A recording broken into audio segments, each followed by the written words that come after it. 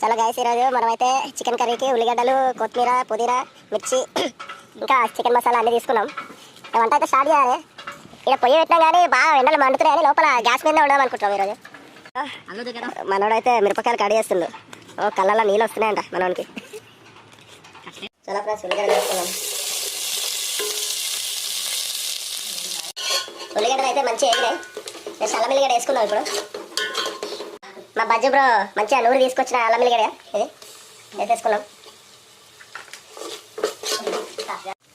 Chicken మా వాడు కలుపుతుండు ఇప్పుడు. మంచిగా కలుపురా ఆయన, మనం ఎట్లా కడి చేసిందేమో మంచిగా కలుపా. ఓకే, ముందుగా మనం అయితే పసుపు వేసుకుందాం. పసుపు, కారం, ఉప్పు. ఎందుకంటే మనకి చికెన్కి బాగా పట్టుకోవాలంటే ముందే వేసుకున్న తర్వాత చికెన్ వేసుకుంటే కొద్దిగా మంచిగా క్రిస్పీగా ఫ్రైకి బాగుంటుంది. కొద్దిగా రాజు అయితే కారం వేస్తున్నారు. కారం తక్కువ వేసుకొని బెటర్. ఓకేనా?